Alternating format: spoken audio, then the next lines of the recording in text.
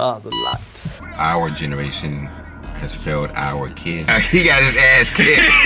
All the time. People getting Social Security at the age of 300 years old and 200 Whoa, years no, old. I ain't hear that part. You can't trust Google no more, bro. I thought we was on the same thing. He was a slave. I can't wake up tomorrow and be a white man. Why? You need to enjoy, that road trip. If A is illegal and B is legal, A plus B shouldn't be legal. Some crazy people see some truth shit. I'm not a father or anything right now. You don't know. Stop playing with me, bro.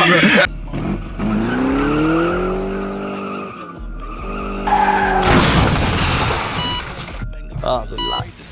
You're on the whip with Flex. Flip. And today in the driver's seat, when I'm in the passenger seat, that means we got a very special guest with us today. In the driver's seat with us, we got my boy, Seth Jones. And we in the back seat too, we got his son, Lil Seth, man. What's up, man? Give it up for y'all. Give it up for them, man. How are y'all doing today, man? I'm doing super fantastic. Good, man. Yeah. We're good in the back seat, man. Hey, it's gonna be a really special episode. Every time we have somebody in here, we like to, just give a little introduction to who they are. Like I said, they're really good family friends. And Seth, he's a great family friend. He's a successful businessman, has a couple businesses and stuff like that. Really someone that I look up to, as somebody who has his stuff together and put everything into place so that gives me an outline of where I want to go, and hopefully you guys will be able to learn a lot from him. This is going to be a very special, fun episode. Hopefully we can learn a lot from today, and he's gonna help us drive us in the right direction, because today we're losing control in the U.S. this week. Stuff is getting a little iffy, so hopefully Seth can help drive us in the right direction. So coming up, appeals court rejects Trump's bid to block birthright citizenship. Man, I don't know what Trump's been Standing doing. up for himself. Yeah, man. So he's been trying to block the birthright citizenship, man. We're gonna get into that a little bit. The AP was banned from indefinitely from the Oval Office, so they're trying to silence the press or something. I don't know what's going on, man. And then the last thing we're gonna be talking about is the financial markets are considering 24-hour trading. That could be really interesting, because originally it was 24/5, I believe, or something like that. Now it's gonna be 24/7. So. Hey man, we got a long drive ahead of us, so let's get for a spin. Hey, so what we into this week, man? What car we in, man? Man, the whip of the week. Okay, the 6.7 liter Power Stroke V8 turbo diesel Ford F350 2021 Platinum. Put the platinum on it because it's not no gold. This is real deal. Tell them, man. Real deal piece right here. So we're looking at 10-speed automatic transmission, rear wheel or 4-wheel drive.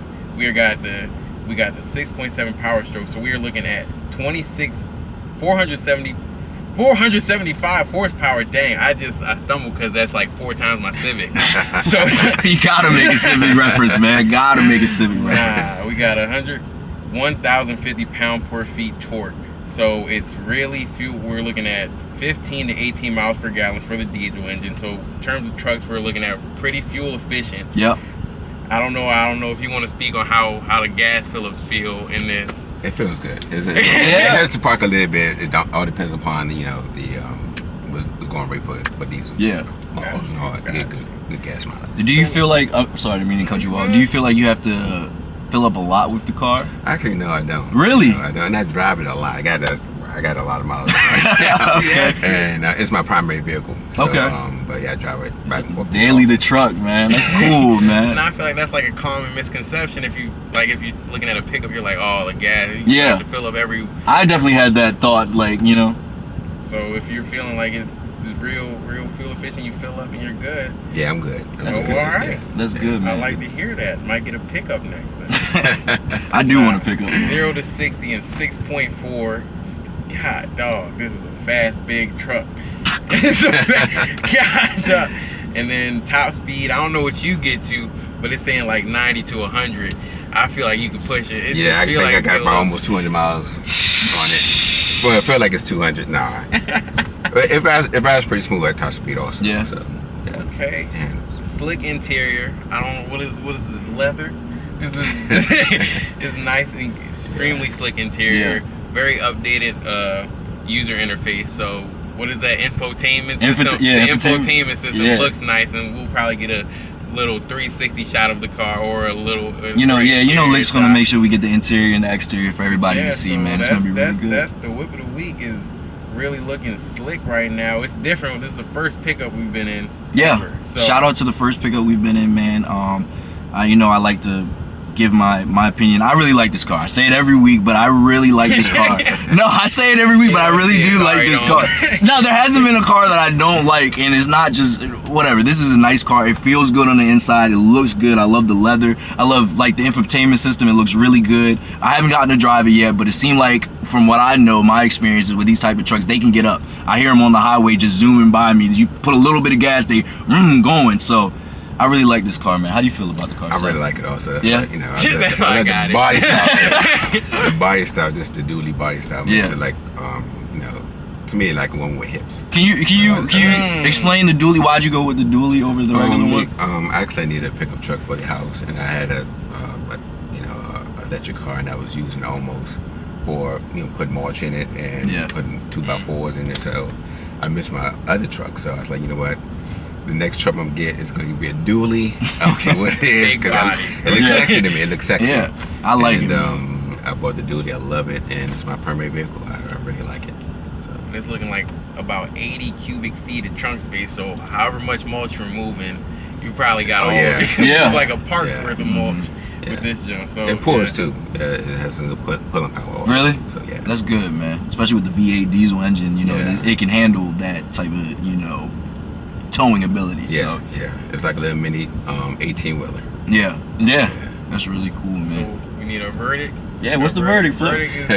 So at the end of the day, a truck is super fuel efficient, gets up there. If you need to move stuff, it's a perfect choice for what you need, and it's super slick on the inside, so you're not really giving up luxury in terms of that muscle that you're trying to bring with the car. So I like the car. I like the truck. I love the car, man. I'm a fan of pickups in general because I just got exposed to how slick the interior. Because I always thought it would be real cramped up here.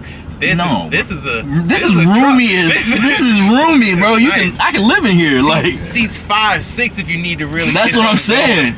But I love it. Yeah, they done changed the style of the pickup truck also. They don't want it to look like more of a construction truck. It used to look like a strictly construction truck, but now, it's leather. This is almost like luxury. This is slick. Heated seats, massage seats, all that stuff. So you said massage? Yeah, massage the seats also. That's crazy. So it's not the vibrate, it's like the lumbar. Yeah, that's what I've noticed is that I remember my dad was telling me you could used to get, this is not off topic, but you used to get a truck for dirt cheap almost, like one of the cheapest videos you can get.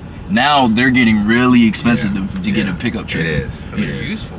Yeah, it is. It's very useful. You can make money with this, and now it's a money maker. Yeah, it's a money maker, and the way it's looking now, you know what I'm saying? Talking about massage sheet, my car don't even have massage sheets, so it's like I understand for the rise in price, but it's just crazy when you think about how it used to be, one of the cheapest cars you can get. Now it's one of the most expensive cars to get, and hard to find. Even used ones are very hard to find now. Yeah, and that's what I was trying to find. I was trying to find a used one. Yeah. And I couldn't find one, and it came up. I wasn't looking to buy a brand new one, but it was so hard to find. We went to the auctions to look for one. So this one came about, and I went on and jumped on it because I was looking for one for like 2 or 3 months. Yeah. Every day. Yeah.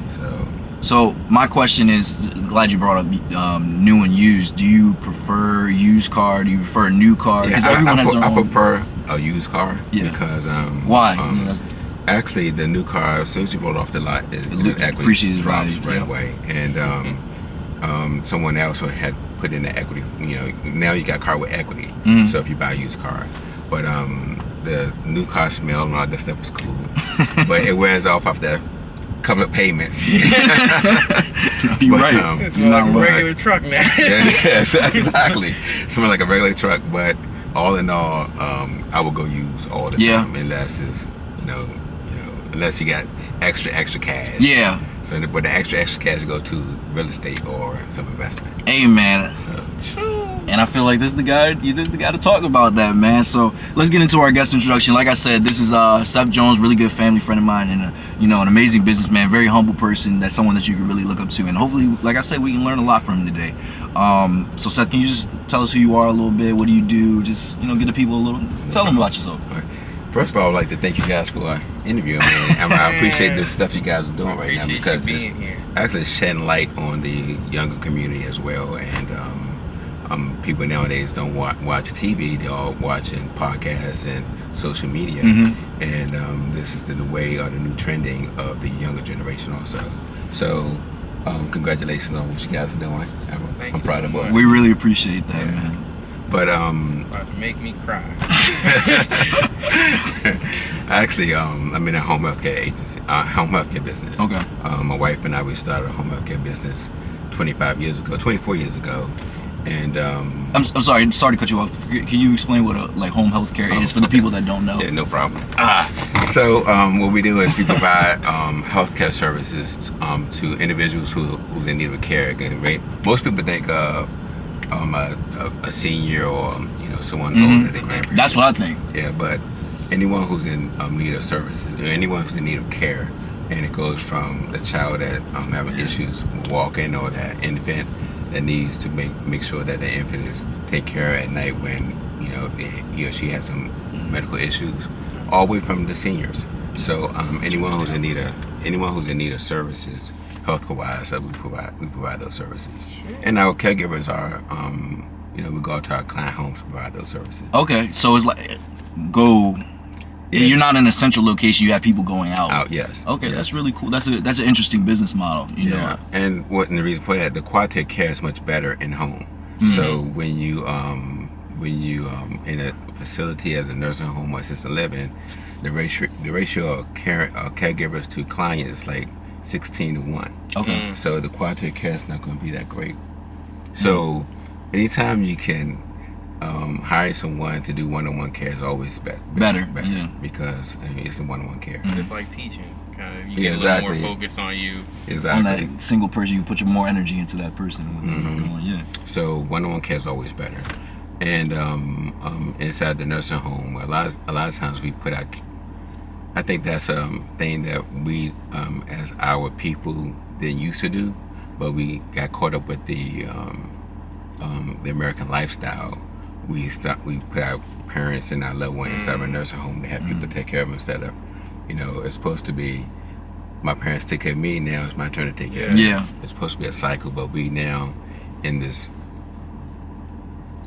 lifestyle, we now throwing our parents or our loved ones inside a nursing home. But anyway, no, you're good. We are here to, my wife and I have been in business for 24 years, and now we have LPNs, LRNs, CNAs, GNAs to provide services. So we have close to almost 200 W-2 employees. Okay. And that's what's up. And the goal is to making sure that they are, taken care of as well. So we try to make sure that we are personal with our caregivers as well. That's really good. So one of the questions I always ask is, did you always see yourself doing this? Like, was this like, I'm going right into home healthcare? Actually, not healthcare, but I always wanted to start my own business. I said my main goal was to have a car wash. Yeah, car wash near an apartment complex where you can work on your car, and a laundromat, car wash, laundromat. I'm trying to launder the money, like wash that money. My fault. You telling my fault. But that's a good idea too. That's funny.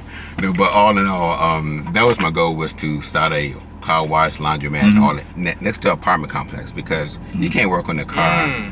You can't work on a car or if you have some issues with your vehicle, or wash your car. Exactly. So that was my main goal. But my wife and I went into networking, computer science and stuff with school.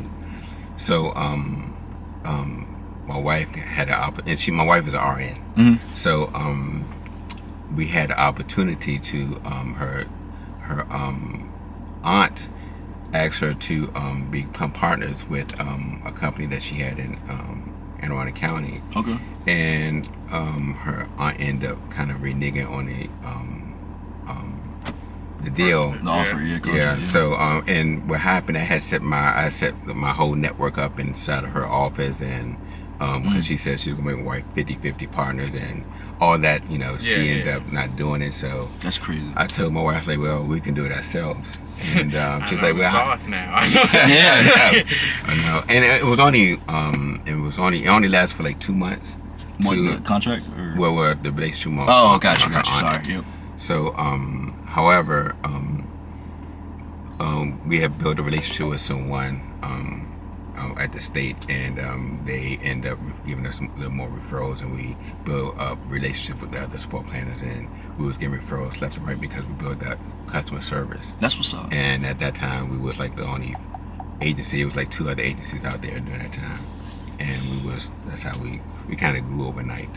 Damn. So humble and caring and intelligent is what I got from that story, and just something that took me by surprise. Like, I know this wasn't a big detail in the story, but your original thing was a car wash beside an apartment. Usually people have that dream, but they don't even have like the location for it. You just added another layer onto it, which made me kind of just show me that you're even thinking ahead. And that doesn't surprise me that you were able to turn that bad situation into something positive for you in the future. It just was something that I wanted to point out about that. Yeah, I appreciate that. And that's what we have to do anytime we come up with a business plan or want to start a business. Everybody thinks it's easy, but I made a lot of mistakes because I didn't have anyone to go to. No one in my family had a business, and you know, they thought we was crazy about starting a business. And it was difficult, but my wife and I took the money out of my 401k, and I knew it was going to work. I didn't think it was not going to work. So, and that's the mentality. I think I was a little naive, but anytime I thought, you know, I'll start a business, if I start one, why not? If you put all your hard work into it, it should work. Yeah. And I think I work harder for myself than anyone else. I agree. So if you can work more smarter and harder for yourself than anyone else, because you really don't want to fail in it. Yeah. So that's really good, man. But yeah, that's the mentality. You have to go in thinking that, hey, this is going to work. So because why do it if you don't think it's going to work? Yeah. I like that. I like that a lot. I agree. I think like you said, one of the realizations that I am having, especially now starting with this podcast, is you're gonna make mistakes, and like I was telling you before, you can prepare as much as you want, but you don't know what's gonna happen, so you know what's gonna happen. Experience, because like I said, when we first started this, I try to think, oh yeah, I got 2 batteries, I got 2 memory cards. I just thought I had everything figured out. Then we get in there and everything just blows up in your face. We lose a whole episode. We got about 2 deleted episodes. That's what I'm saying. Like, you don't know. You don't have no one to this is your first time doing it. And by the way, everything it's like everything's like quality, like it's like crazy and shit. I feel like I'm on China 2 News. It's crazy. You got cameras all over the place. We try, man. This is some professional shit. Shots, it's like man. we got shots, man. It's nice. It's like I was like, wow, I thought I was gonna come to a GoPro and a cell phone. This shit is like on point. It is on point. Yeah, man. We try to make sure we have it right. We want to. That's how you have to do. You have to come correct. Every time you have to. Man. That's what I'm saying. I want to everything that we do. We want to make sure that is good, not only just for us, but we want the guest experience to be something that they remember. So that we respect your time. And that we respect you for coming on here, and we appreciate it. Exactly. You gotta do our part. Yeah, exactly. I feel like with you guys coming on here and giving us so much just knowledge and just a great experience, we want to give back to you guys too. You know what I'm saying? We want to make sure that it feels comfortable in a place that you guys, hopefully you want to come back to later. You know what I'm saying? So always, we're trying to build a family here. Yeah. You know what I'm saying?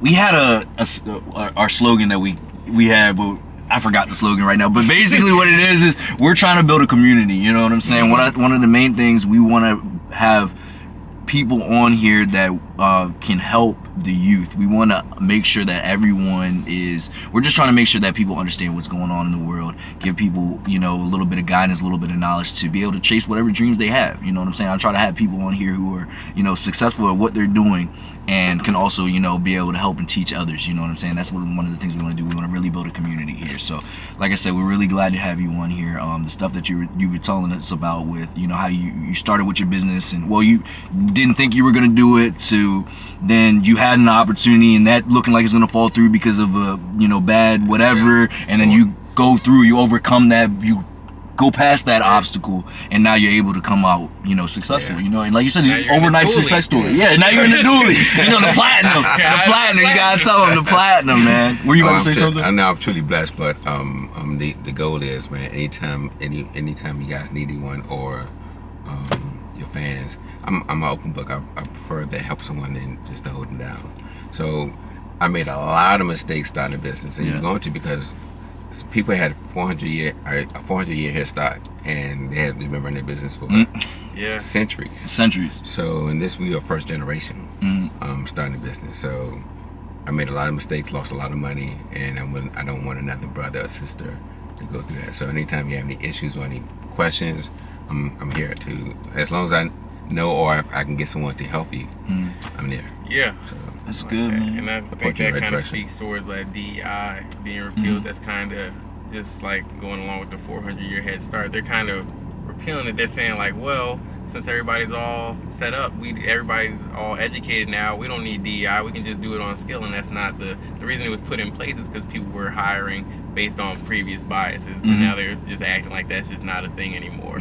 So I think that this starting to build a community of people who you enjoy, people who you love, is going to be more important now than ever, because it seems like leadership is kind of starting to get a little collective at the top that they don't really want people to get into. We appreciate people who are trying to help, because it just shows how humble you are in your success. Well, all people are and helping. All people are not good people, but I'm to the point in my life now. I'm not trying to. If you don't want to, I'm not gonna force you to wake up. If you want to stay asleep, I feel you. So I'm gonna keep it moving. So I just don't want to have to shake you to wake you up to make sure that wake you up to what's going on.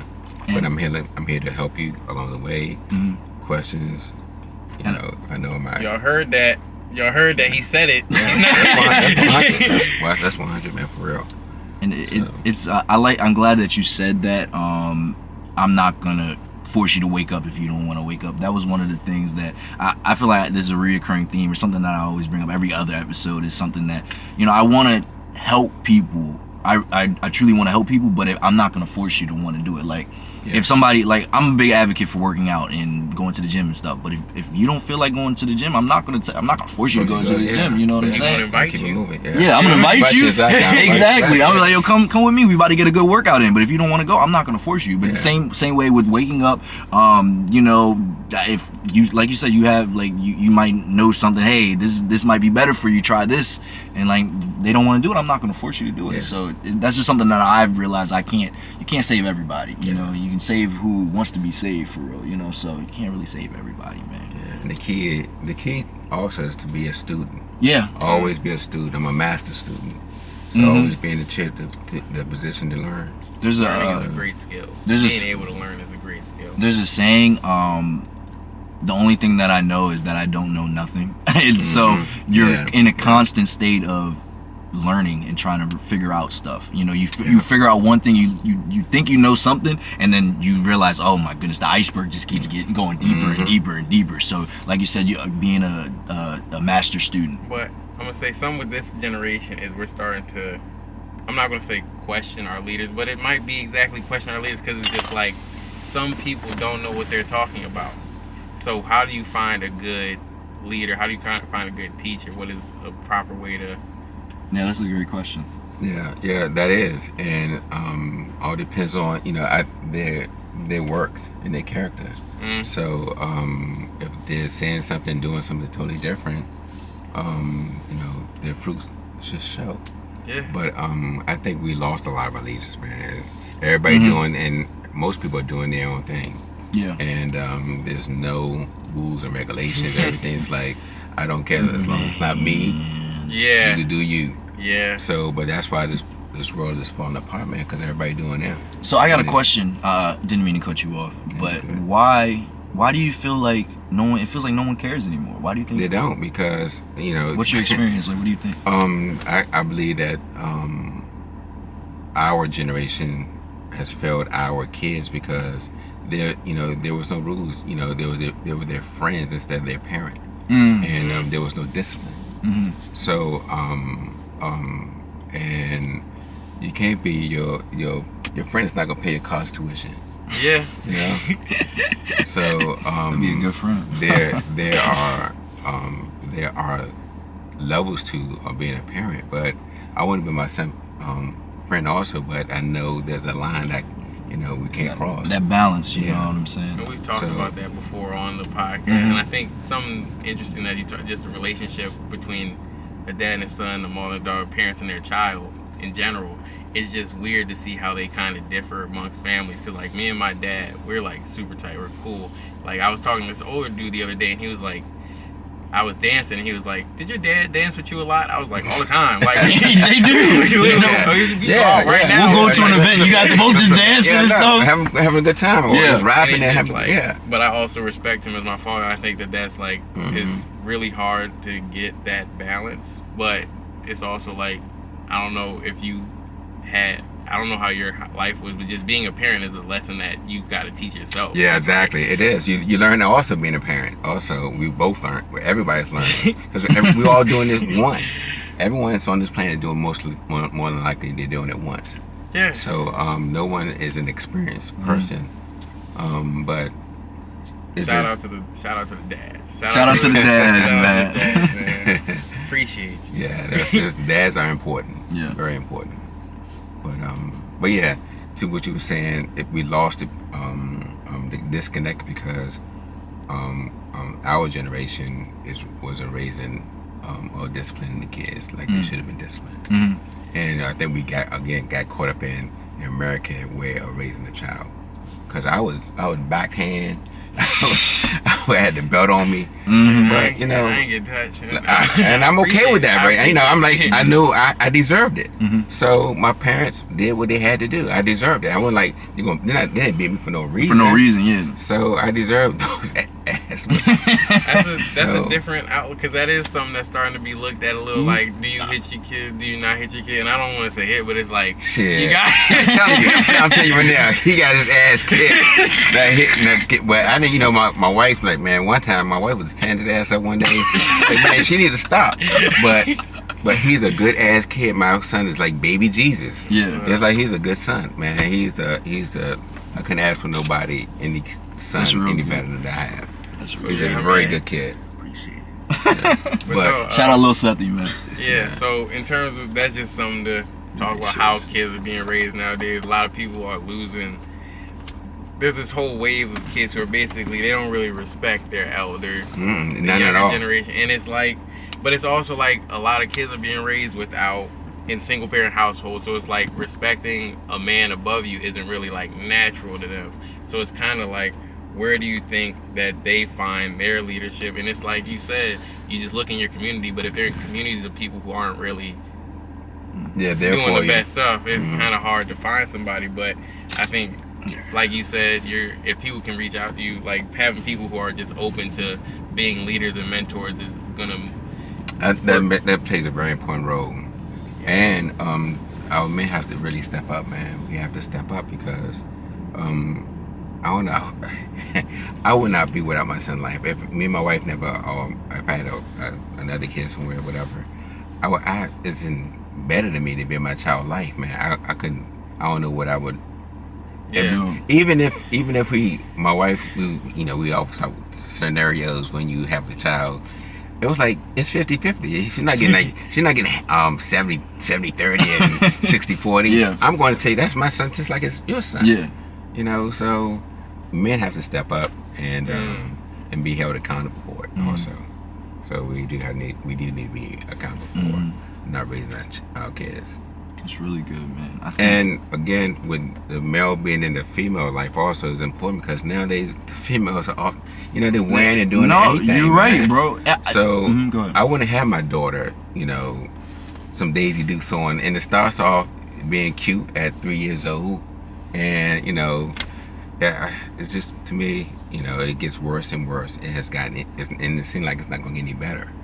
So I think if the father was in the life of a male or female, you need both. You need a male and female. I don't think, to your point, I don't think it doesn't matter a boy child or a girl child. The father needs to be there. Yeah, exactly. Either way, I think it's very important. You know what I'm saying? I'm not a father or anything right now, but I can understand. You don't know. Stop playing with me, bro. Don't play with me, bro. Don't play with me, bro. No, but nah, but yet. But I can understand that, you know, it doesn't matter for a boy or a girl. Having both parents there, especially the father, having a good father figure there is important, and it helps with the trajectory of their life. You know, so having someone that they can go to, someone that they look up to as a good role model. You know what I'm saying? And one of the things that I've realized is that we've lost community, and that's we've lost community. We did. We are a tribal people. Yeah. So and we stuck. I would say the European lifestyle. We started following that lifestyle. And we got disconnected. So it's all about me. Exactly. So we're no longer that community or tribe, or because you got to think back in the day, you could leave your kids with your neighbor and stuff like, you know what I'm saying? They watch the house, leave the kids there. Everyone was fine. You had people, even if like, you know, or somebody it was a single family household, they could have somebody that they could go to, a neighbor, a cousin, or whatever that is there to make sure that everything is right. Yeah. You know what I'm saying? But again, it falls back to, don't you talk to my child this way? You know, how dare you talk to my child? That's my child. So, but everything at one time it was one community, but nobody wants to raise someone else's child. Just a little fact that I just pulled up real quick. In terms of single parent households by race, for white Americans, it's 20% of white children live in a single Show them the facts, household. Flip. Black, in 2023, 49.7% of black children lived in a single parent household. That's a lot. That's about crazy. half, about 1 out of 2. About 1 out of 2, which is just like, it's just. That's insane when you really think about it. Yeah. I think this camera overheated. It's just overheated. I think because it's sun right here. It is all camera too. Nah, it's cool, bro. We still got it powered off. Yeah. I think it's because it's hot. So, but it's cool. What were you saying though? No, but I was just saying that's just insane. Like, you have 1 out of 5 white children don't have a leader in their life. 1 out of 2 black children don't have a leader, and you're asking 1 out of 2, like 50%. 50% of black children lived in a single parent household. That's crazy. Yeah. And then you got, like I said, we don't have community anymore. They only have that one person, and maybe a sister or a grandmother. Yeah, maybe grandmother.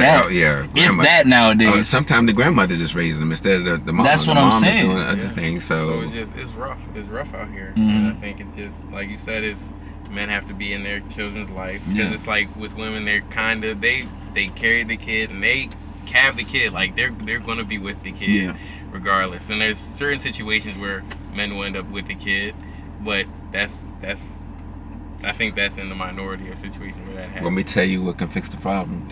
A lot of the younger generation may not believe me when I say this, but there's no we fell away from the Bible, man. And I'm not talking about the European way of reading the Bible. I'm talking about the Bible is a history book about blacks and rules that we used to abide by. But we fell away from that, and we started living a European lifestyle. Can I say something? I'm glad you brought it up. A couple episodes ago, we actually there's a statistic now that the younger generation is actually looking for religion again. They're actually going back. I forgot what the number is, but 46% are actually trying to come back. But I'm glad that you brought it up, because we did fall away from that, and we're following a way of, as a instruction for how to live. You know what I'm saying? But now, because of all the chaos, the social media, just everything, no one has anything to really. Their minds are so convoluted with information, they don't know which way to go. But so now they're going back to religion, and so I'm glad that you're saying that you're realizing that. You know what I'm saying? That that's when they when you talk to any of the younger generation, they was like, well, they're their God. I believe in a higher power, but not the Bible. So that's a religious book. You know, you hear it all, but that book is not for everyone, and the book is a powerful book for black people, and we think that is for that book is for everyone. But if you break it open, and read it for real. If you read it and you study it, it's not for everyone. Yeah. When you talk about in terms of studying like the Word or studying the Bible, what are you kind of referring to? Because it's like some people they say I believe in a higher power but not God, because it's like they're like the Bible's been passed down by man and it's been able to be like, I guess, so when you say passed by certain man, ways. so you can manipulate cat in a hat. You know, any book can be manipulated. It all depends on how you read it and interpret it and spin it off. But it has been manipulated big time. But if you break it up and read it and not go for what was told, because most people are quoting what was told to them, and they was their parents what they was told to them. But if you break it open, read it, and study it, it's going to contradict your whole. It's going to turn your lifestyle upside down. You're not going to believe what you've been taught. So, and not just read it has to be studied. So and to study the Bible, you have to work off of men that has been studying the Bible also. So you can talk about what certain scriptures are and what certain scriptures refer to other scriptures within the Bible. Iron sharpens iron. Yeah, and that's the key. That is the key right there.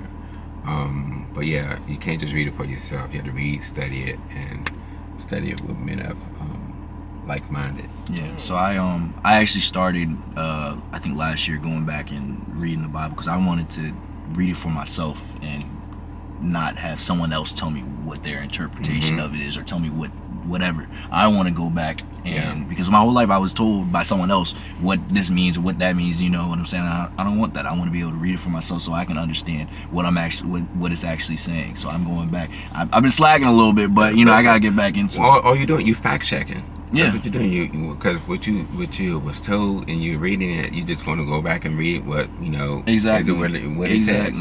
One of my biggest things is I don't want to take something someone says just as fact. I got to do my research first because that's stupid to me. Yeah, you have to do your due diligence, man. Exactly, it's a must. Don't go off of what people have told you, especially what's going on right now. It's all this crazy. You can't believe stuff. nothing. You can't. Yeah. You can't. Even if you Google it, sometimes you have to. You can't trust Google no more, bro. You have to go beyond that. You have to go deeper than that. ChatGPT be giving me that. I was about to say, bro. They be like, ChatGPT give you something different. Alexa give you something different. That's what I'm saying, bro. I'm like, what is the point of you? Yeah, no, for real though. But you have to find your own truth, man. You have to find the truth within that, within the system. And I truly believe you'll find it. If you will. If you look for it, you'll find it. God will give it to you. You're not searching, it's not going to come. Yeah, it's not going to come to you. The truth's not going to come to knock you on it. Hey, man, this is the truth. This is what really happened.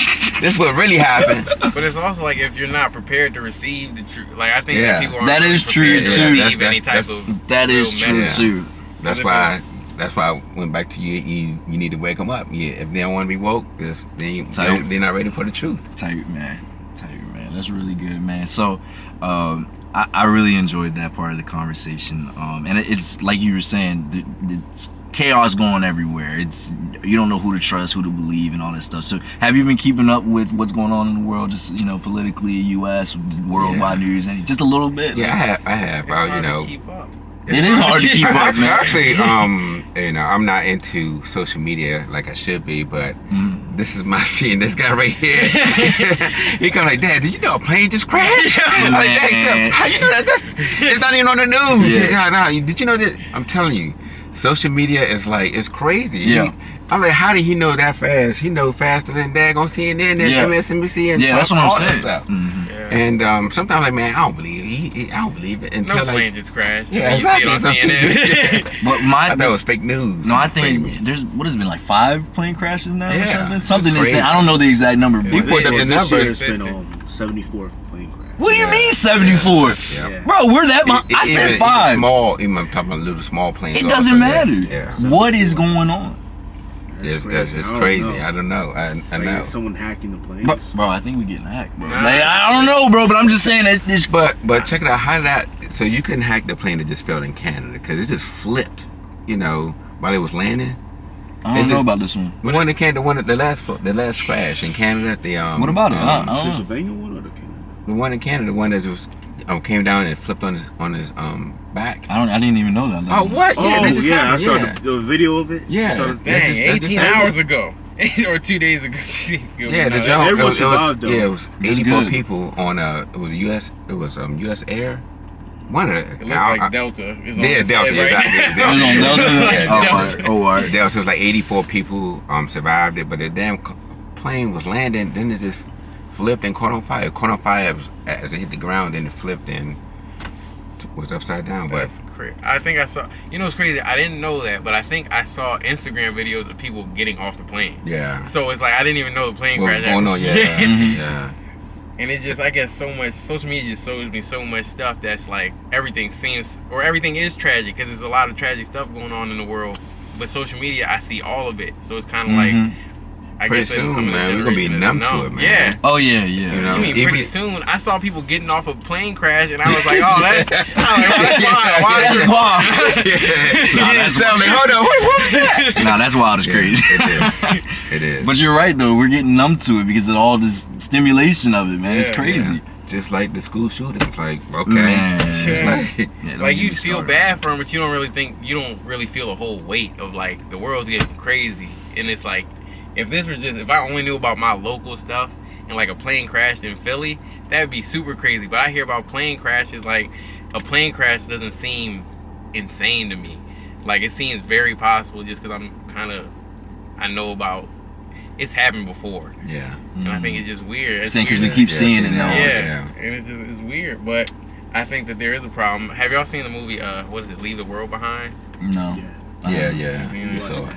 Yeah, so they got plane crashes in that too. So it's just like, hey, Tesla's crashing into you know, technology is technology. So it's like you kind of have to be prepared for like, what if everything kind of shuts down? And that's like something you don't want to be, like you don't really want to think about stuff like that. But just being aware of like everything, the world is running right now. Like the world is on the grid. So it's like everything is being maintained. And once you kind of look at the world like that, it's just like, you realize, go. Well, I think we also it goes to I guess eating right and being conscious of what we because the world's so chaotic now, man. I'm ready to move to another country, man, because it's so everyone is numb to everything, man. My wife and I went to Costa Rica a couple of years back, and I felt like I jumped into the 60s, man. Everything was so raw. It was cool. It was like everybody was nice. It was like a community. It was like a community raising people, and it was like dirt roads. I was like, man, this is cool. I kind of, I was missing like at that time, which the McDonald's and stuff. But it was like I wouldn't mind going. I didn't realize how cool it was. I thought it was cool when I was there, but now I really miss it. I was like, man, I like to go back to that type of lifestyle or that lifestyle of living, because this rat race, keeping up with the Joneses, it's not, it's not simple anymore. It isn't. And I mean, that's all part of capitalism, though. Keeping up with the Joneses, the rat race, man. It is. And even with the food, more people are catching cancer. It's ridiculous at a younger age. Can I say something? So we had my boy Devin on the podcast. He was one of our first episodes, and he's an international football player, so he travels all over the place. And he said the difference in the food around the world versus America is so crazy. Like, you can tell, like he said, American food is just bad. That's what it's so bad for you. Just to keep it plain and simple, you can taste the difference. Even McDonald's tastes better, healthier out there, he said, in the different countries. And he's been all over the place. And he thinks America's trying to kill us. Yeah, the food. It is, because I ainain't saying it's killing us, but all I'm saying is, when you do travel and you see that, man, we saw regular chickens was when we ordered the food, the chicken was a small chicken. It wasn't like a big old fat. The fat wings. I was like, man, look at that little ass chicken wing. But I realized it's not pumped with steroids. Yeah. None of that. And the cats and the dogs were smaller. Yeah. I was like, God damn, it brought me back to when I was little. when I was just going out in South Carolina, and I used to see the chickens and the dogs and all that stuff. I'm not that old and shit, but I'm saying, damn, he was a slave. War was going on. He was a slave.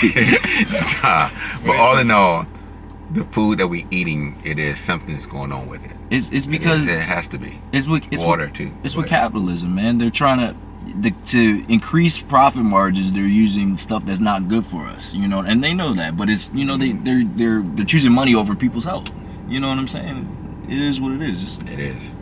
It's unfortunate. I mean, there's organic stuff. Man, even that shit ain't organic. That's what I'm saying, bro. Organic's not even really organic, man. You know what? I'm telling you this. I'm not lying. Last summer, I was, you know, watching this brother. He talking about I would tell you, I can't. Dr. Who do you remember his name? Sebi? No. Yakiv. I seen him with dreads or something. Yeah, I know you're talking about. Yeah. And he's on the you know, eating right and vegetables and so on and so forth. So he was talking about eating watermelons. I like watermelons, but he was talking about eating the watermelon seed. I used to spit the watermelon seed out, and he said, get a watermelon with seeds. And I was right at the time I left my doctor about 2 months ago. He said my blood pressure was high, and before he even told me I was checking my blood pressure, way before he told me about it, I said, you know, I'm gonna go to the doctor and, you know, get a physical. And I told him, you know, I'm gonna work out, you know, I'm gonna get my blood pressure down. And to make a long story short, the brother was like, well, eating watermelon and watermelon seeds will bring your blood pressure down. And I was like, dang. So my wife and I, we was on a scavenger hunt for a watermelon with seeds. I went to when you say organic, I went to the organic store, Whole Foods or Sprouts.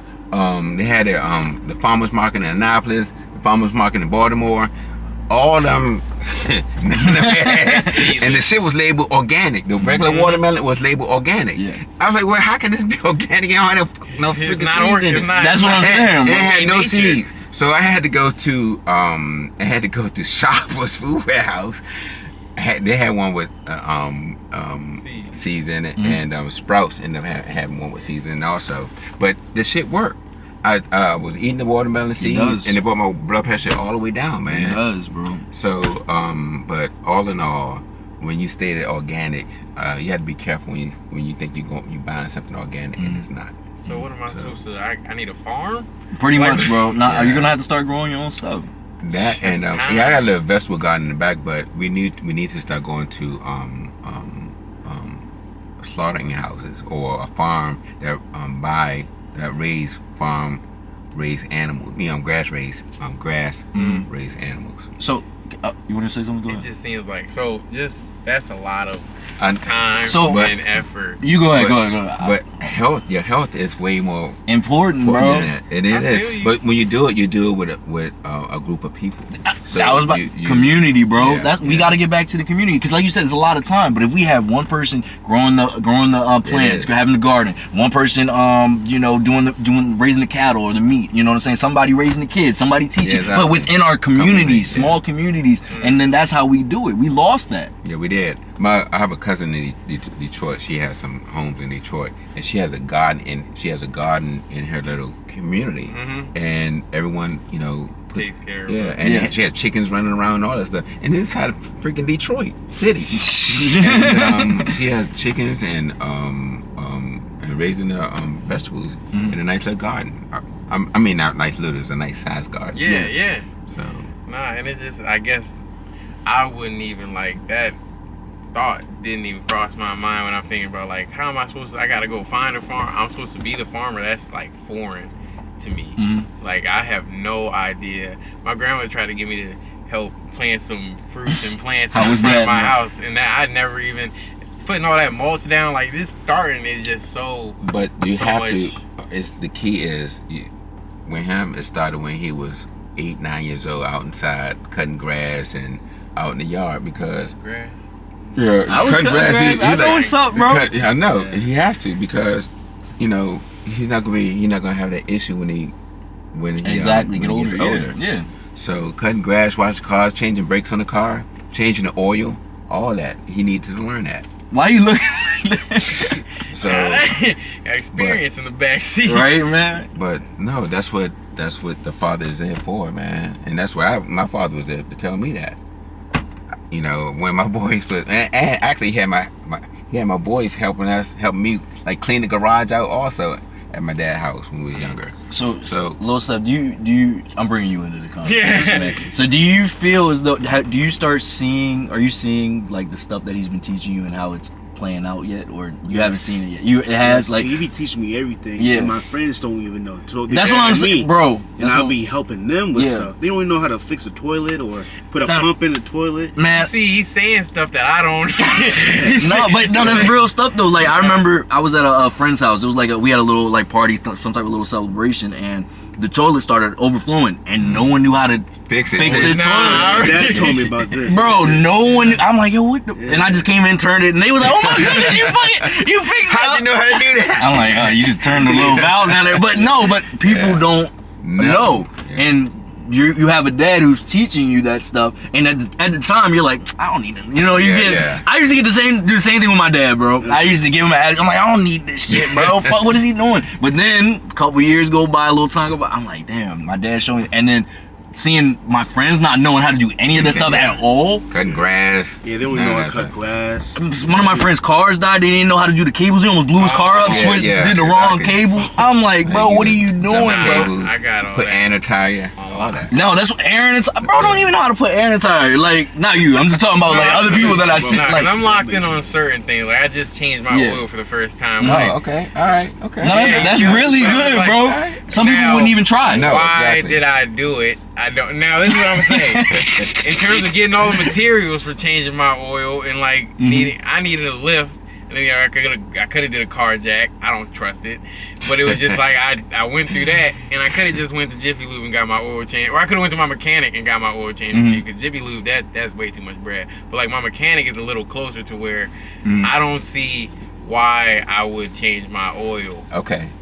So I understand that but you had to put safety devices. I get it that you didn't want to be under the car changing oil, but you can't just use a jack. You have to use a support. You use like two supports, so in case one of them fail, you have a backup. So you feel so much better working on the car. Yeah. So, but that will, it will save you money in a long time. Then you know how to change, something break off or whatever. You know how to at least know what the oil filter is to take it off. So I feel that. Just knowing for the future, like you never know what could happen. Yeah, I really respect the passing down of knowledge, because that's really how knowledge is supposed to work. Like it goes from one level down to the next, and it's supposed to be like we're not supposed to get dumber as a race. Exactly. Like it's I don't even want to learn anymore. Get to that mentality. I think that's really cool. And it's like, I guess certain things like my dad taught me things. Like I'm not sitting here saying my dad, but it's certain things that he didn't, and it's just like it's not. Everybody doesn't get taught how to change brakes anymore. Like that is a skill. That is you are, and that teaching is in the minority. Yeah, he has to learn how to change. Yeah, at first I was like, what is he teaching me? But I'm so grateful that he no, taught me for all real. this, that's real. Because good. I can pass it down to my kids. Exactly. And they can instead of spending money on hiring. Yeah, So because brakes. I'm telling you, brakes. They give most people on brakes. People pay $800, $1,000. That's what I'm saying. This for and don't even know. You could just take the brake caliper. The brake caliper itself only costs like 30. That's what I'm saying. The only thing you need to do is just change the brake pads instead of the rotors and the calipers and all that other stuff. Let me say one thing. I'm sorry to cut you off, but even just the thing is, even if you do, just knowing that information is valuable, because even if you do decide to go to Jiffy Lube or wherever, if they try to try to get over on you for the price, that's a good you point. you understand, oh hey, this is not right, I know it only costs $20-$30 for some rotors. Why does it cost me $300-$500 for you to, you know what I'm saying? The labor's not that much. I know how to do it. I understand what's going on. That's the main thing. And I had to use that. You made a good point, because I had to do the exact same thing. I had time to do the brakes. I was working so much. I was like, then I went to one of them in Glen Burnie, and he tried to overcharge me shit, man. I was like, man, he's a brake pads change. I could do it in 5 minutes. That's what I'm saying. But You have to let them know that you are at least knowledgeable. That's what I'm saying. So knowledgeable. That's where the thing is, man. Hey, this has been a great part. We're gonna take a quick intermission, and we're gonna come back, and then we're gonna get into a couple more parts. Okay? You okay? What's up, brother? Bro, that's insane. Dang, I got a flight in March. That's what I'm saying, bro. I'm taking trains. My homegirl, she says she might not. She has a couple trips this year. She might not take them because of all these planes stuff. Yeah, It's crazy, man. You So don't know. my girl, she's taking trains now. Yeah. That's a good idea. I didn't even think about that train. She said she has a trip to Florida where she wants to take a trip. She said she might drive now, which isn't too bad. I know people take driving Florida trips. Oh yeah. Even driving, man. We got away from just when we like on vacation. I think it's the kids that. The first thing they do is just be on the phone all day, every day, and instead of enjoying the view, when you're in another country or another state, you need to enjoy, that road trip, man. Instead of being on your phone, you need to enjoy what the Creator has created for all of us. No, I feel you. You might not never come down that road again. No, I feel you. And you think you're gonna do it again because hey, you're young. I'll be gone. I'll be here again. A lot of times that is not gonna happen. I feel like that's another thing that I've realized. I try to make sure I stop and really appreciate everything that's around me and really appreciate everything, man. You have to, man. Because before I didn't, man. I was so focused, locked on whatever was going on, and I didn't really get to enjoy the moment. You know what I'm saying? And really look around and be like, yo, this shit is beautiful. It's a blessing, bro. It is. You know what I'm saying? The Creator created for us, man. He created the flowers that we supposed to smell. The birds. The birds are our music. And all that is for us, man. Yeah. And we ignore it because we caught up on it. We caught up in all this other phones stuff and shit, all the bullshit. The shit that don't even matter at the end of the day. You know what I'm saying? Man. It doesn't. You look at it, but hey, man, we might use that. The cameras was rolling, but I think that was beautiful type shit. What's up, y'all? Welcome back, man. Hey, this has been a great talk. You know what I'm saying? We've gotten a lot of insight from Seth, from little Seth. You know what I'm saying? It's been a great conversation, man. Let's get into a couple of our topics that we have today. Like I said at the beginning, the appeals court rejected Trump's bid to block birthright citizenship. You've heard about that, right? yeah. How do you feel about that? You know what I'm saying?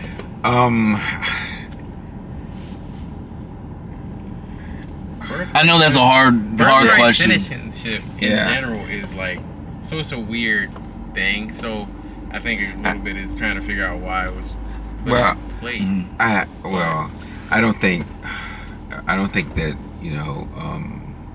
this is my view. Yeah. I know I might step on some people's toes. So, however, I don't think if you come here illegally and then are then trying to have a baby illegally here, I don't think that's right. I think you should go. If you come here right and have a baby, I think that's 100%. That's how it should be. But if you come here illegally and have anything you do illegally is not right. So I think we're trying to make something legal that's illegal. So I kind of agree with that. You shouldn't be here. You shouldn't just have a baby here if you're illegal and that baby become a citizen. I don't think that's fair to the other people who's been going trying to come here legally and doing the right thing. And I think we get things turned upside down because we're making a lot of things legal that's not legal. And that's what this world is coming to. No one have any standards now. Yeah. You can be anything you want to be. As long as it don't bother me. But I think, we making illegal legal nowadays. Yeah. I think that's a really interesting way to view it. Like I see where you're coming from, for real. And like you said, they're making stuff that's illegal legal, and if everything's legal, then where's the laws? Where's the guidelines? There's not exactly. There's no guidelines. So I think we. I just feel like there's so many type of genders. I don't even know. It's a lot of lines are getting construed, but it shouldn't. Yeah. It's female and male. That's how the Creator made it. He didn't make us to be. You don't see other animals getting confused. Yeah. You know? No, I know what you're saying, man. So we just doing whatever we want to do. Yeah. And you know, when the majority is going for it. Yeah. I feel like just what I've seen is I do see your point. People can be whatever they want to be. If I feel like I'm a cat, I'm a cat. It's like I can't wake up tomorrow and be a white man. That's what I'm saying. I feel like I I'm can be white, everybody you know? but a white man. Like, hey, you make an interesting point, man. Like, at that point, you know, like I said, people be like, I wake up, I feel like I'm a cat, and they want us to respect that. But if I wake up and say, like you said, I'm a white man, are they gonna respect that? You know, when I get whatever pulled over by the police, or when I go to a job interview or something like that, you know, just something to think about. We just doing too much, man. Yeah, man, I understand, man. So, so what's that? What?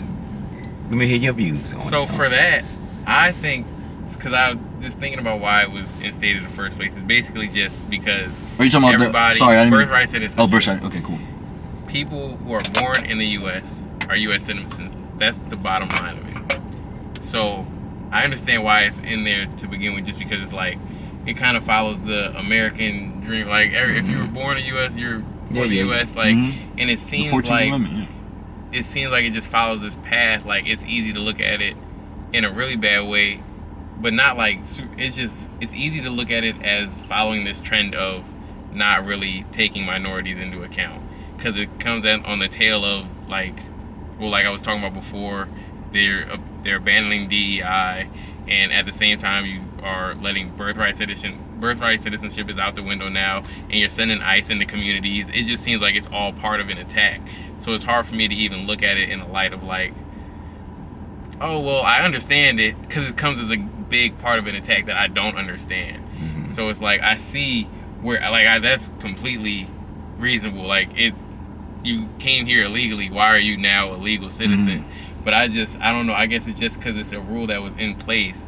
It just seems unjust to take it away. Like I don't know why they're taking it away. Because I agree with your reasoning saying that it would A plus B, if A is illegal and B is legal, A plus B shouldn't be legal. But like I understand that, but it's just like, why are we now taking it away? It just seems like it's been in place, so now it's like. But I think they're taking it because it's getting out of hand. I think that's why, because you know it's getting out of hand, and well, yeah. So you go ahead, brother. Yeah, and I guess this also comes on I also come from a place of like immigration in general. I kind of see as a weird situation, because I understand. I don't really understand it enough to speak on why it would be bad. I just see people who come into our country and en masse end up doing a lot of jobs that we don't want to do, and we kind of spoke on. But why don't we want to do it? Because we became lazy. Yes, we became lazy, man. And that's I agree with that. They outworking us, you know, and we you know, they're outperforming us. So we became a lazy generation. And I think it's unfair to kick people out who are out because they're doing they're helping us. I'm not going to say help. They're doing what they have to do to survive once they get over here, and they'll have a bunch of people in like a quaint home, and they don't need much, and they'll do work, and then they'll go home and have a nice family, and it'll be cool. So my question is, this has been going on for years, almost centuries now. You know, immigrants coming in and doing whatever, right? My question always is why are they trying to change the rules now? That's the part that it's not even like, oh well. Well, they are not trying. Only one person trying to change it. Only one man trying to change it. So I think he came in and he's flipping the table over. I'm gonna say one thing. I'm gonna disagree with you on that. I don't think it's just him. I think he's the chess piece. Yeah, I know. Piece okay. For that, I think they're all in cahoots together. I don't disagree with that. And that's why my question is, like I said, this has been going on for years. They've been letting immigrants come in for years. My question always is, really standing down. He's standing down on it. I think. And why are they trying to do this now? It's been got that energy years. now. They got the. Oh, you can go. Go ahead, yeah. No, These are just open-ended questions. I was saying- I don't know the answers. I think that him being a face is just like, oh, now I can say what I want Oh, in yeah, these that's meetings, and I can do what I want. I can really vote for what I want to, and it all just is like, well, now Trump's wilding. Like everything is just gonna, everything I say will just be put behind Trump's face. So now that I think it's the House Representatives and the Senate, all of them are representative, like have more representatives than Democrats. They can actually do what they want, and they'll just say it, and everybody will just be like, "Well, Trump said it," and it's really That's not. when Really he's the face, the leadership. scapegoat. Yeah. You know, they're gonna just put it all on Trump. I think they all wanted to do this for whatever these implements and these laws that they're trying to do now. They've been wanting to do it for a while. They didn't have a face to really do it, That so they will wouldn't. stand on They it. want to stand on it, and someone that will take that blame for him. And now they have someone. Trump. He showed it in his first term. He in his first term he did his little poking to see what can I get away with. He was like, oh shit, I can get away with this. Fuck it, I can get away with whatever. There's no repercussions. So he's like, cool, I'm just going to do it. And they're like, perfect. We got the perfect guy. Put him in that position to be like, okay, we want this done, this done, this done. You gonna get some backlash. He's like, I don't care, nothing gonna happen to me. They're just gonna let it slide. Anytime. Huh? He didn't waste any time. He didn't have to. For 100 days. But I have to say, You're right. But I think, do you think Obama should have done what he did? What do you mean? Went in and write executive orders on putting things in place to help us. So, Because we are. I'm not saying. like Obamacare and stuff like that, or just Yeah, can you give me examples? Oh, you said Obamacare. Obamacare is for everybody. yeah. It's not for black people. So then when you say I'm talking for about us, for black people, African Americans. do we think he should have did the same thing? I think he. Do you think he should have put things in place so we can, or look into reparations or other programs for black people so they can get better loans or business loans to start their own business. And I think that's So- fair. Or put people in charge to oversee. Put people in charge that look like us to oversee those programs. And make sure something like getting DI executive ordered out of office can't happen in the future. Just set us up for more success. I mean, I guess. So why did he? What we voted for? I voted for him to do something for us. First time I voted for him because he was a brother. Yeah. Second time, I thought he I'm was going sorry to for do something laughing. for us. Go ahead. I thought he was going to do something for us because that's the purpose of a vote, is to benefit from that vote. You don't supposed to vote for just because. You're supposed to vote to benefit from that vote, and most of us don't do that.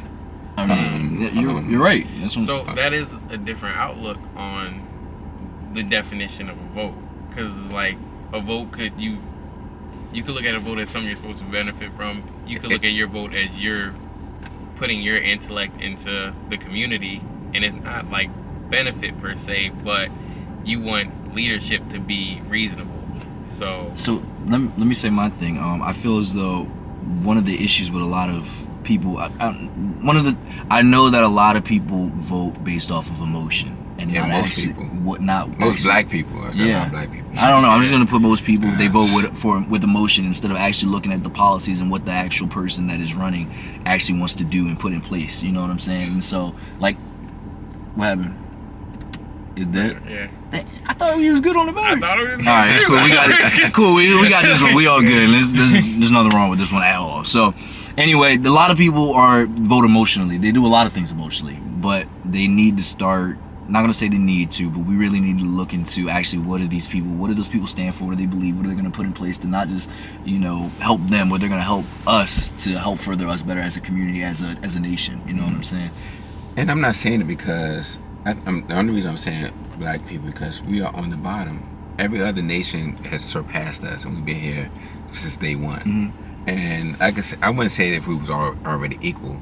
I just want to be on the same playing field with them. I think our time's coming for when we're actually gonna make that next jump up. I think that's why I think that's why this last. Oh, we can say. So now, I was saying to say about Obama. Obama could have went in and wrote out executive orders like out the union for people, for us. But I don't think he was. That's not what he was put there for. But that's But why did you vote for him? Who? I'm saying not. Well, I think I was too young to vote. But in general, but why did we vote for him? Because he was a capable president. Now, was he? No, I'm not saying he wasn't. I'm I'm saying in terms of just being a person. No, I think anybody after Bush was, you know, they would have put because Bush, the whole country was in a recession. Yeah. So anything after Bush, you know, they was like, well, give us a black man, let's try him out. I think it was more like, and hey, like you just want to try anything out, but like I think this is the first presidency where people voted for strictly gain. Like everybody who voted for Trump knew what was gonna happen. They knew. No, they did not, bro. You see all the Trump supporters now they're getting fucked right now. They did not know what he was going to be doing. All these things are affecting him. All these layoffs and stuff like that. A lot of these people were people that voted for Trump, and they're like, I thought you were for me. He's not. Well, I'm gonna say a different kind of vote because what he's saying I don't is think that, so. I don't think they are mad at Trump. I think they're still on point with him. You think so? I think the extremists are. Yeah. Well, So there were okay. I think that there's Trump extremists and then there's the average Republican who voted for Trump. Now, people may say those are the same group, but I think that there's a group that is getting exactly what they wanted. They knew Trump was going to come in with a different aspect of it, being already a president, knowing what he can do, and now he's just writing executive orders because he's trying to put a certain group of people ahead right now. And I think he's trying to make it seem as though by abolishing all this stuff for minorities, he's making everybody more equal, but I don't think he really cares about that. So I think when you talk about Obama, I don't think that Obama was voted in as, I think that some African American people voted, some black people voted for him because he was a black man and they thought that black people were going to be I think every black person so, voted but I think it was black like man. he was a capable president. Like he didn't destroy the country. Like I'm not saying that if he was a white man, he would have been been a good president too. Yeah, I know. I'm not saying he wasn't a good president. I never said that. Yeah. I'm saying this. Why did he put things in place? Because he wasn't. That's not what he was put there to do. do. No, but that's no. It is. No, bro. It's no. So you saying a president? Well, how did the Jews get a check every month? Why did they get a check from the Japanese get a check every month for bomb on Hiroshima? Why did they I get know what checks? you're saying, bro. So if they can't do nothing for us, see, and that's the mindset of our people. Oh, they can't do nothing for us. We can't have that mindset. They've done something for every nation of people that's been on this in America. And when they was going through the Great Depression, they had that's how welfare came about. I don't know if you knew that in 1933, the Great Depression, that's how welfare started because they had hit rock bottom. And they put that in place for them. Then when the economy for the white race, yeah, that's how welfare started. I mean, it makes sense. So, but even when the economy tanked during the pandemic, they put trillions of dollars in there so the companies won't fail. They always do something to help them out. But when it comes to helping black people out, they can't do nothing for us. That is a lie. They can do something for yeah, them. exactly. So we can't have that mentality that they can't just do nothing for black people because they can't. They can if they wanted to. But let me go back to the Obama thing. Obama, in my opinion, he wasn't put there to help us. He was put there, like I said, with Trump. He's a face. He understood that the Democrats or whoever understood that black people are gonna vote for him just because he's black. Yeah. And we need to get whoever in office to be able to get whatever done. You gotta remember, these people are still. You telling me the Democrats and the Republicans don't go to lunch with each other and play golf with each other on Sunday? You know what I'm saying? They all, you know what I'm saying? We're always fighting red and blue. Obama was put there to get something done. They knew that if they put Obama there, that he's going to get the majority of the black vote, which is a large population to vote. We have a lot more power than we believe. We have a lot of power, and they understand that. So like, hey, let's put this, well dressed, just a good black man, you know what I'm saying, that can hold his own. Let's put him in this position. We'll get all these votes, and then once we have somebody in there, in that position, then we'll be able to get whatever done that we need to get done. Same thing that we're doing with Trump. If you really look at it, they do the same thing every year. They're like, okay, we need to get something done with a certain group of people, or get something done to, just block some people out. Who can we put there that'll help get that agenda and mission done? So you think they put Trump in there? I don't know about that one, okay, because Trump, he's flipping over the table, and that's crazy. What he's doing is insane. It is, but I respect it. I have to say I respect it because some shit need to be flipped over because it was a lot of crooked shit going on. Yo, a lot of older black people say they respect what Trump's doing. It's just it's interesting. No, I feel you. Say again. You gotta respect him. But and the reason why, even though he's he's a millionaire, but or billionaire, whatever. So no other persons have done that in the history of being the president, and a lot of crooked shit has been going on behind closed doors. We're talking about like flipping the table, like that type of stuff. No, I'm talking about flip the table like this. I heard Nixon did it. I'm not sure if that's true. I wasn't. Yeah, I never heard. Yeah, but all I'm saying is,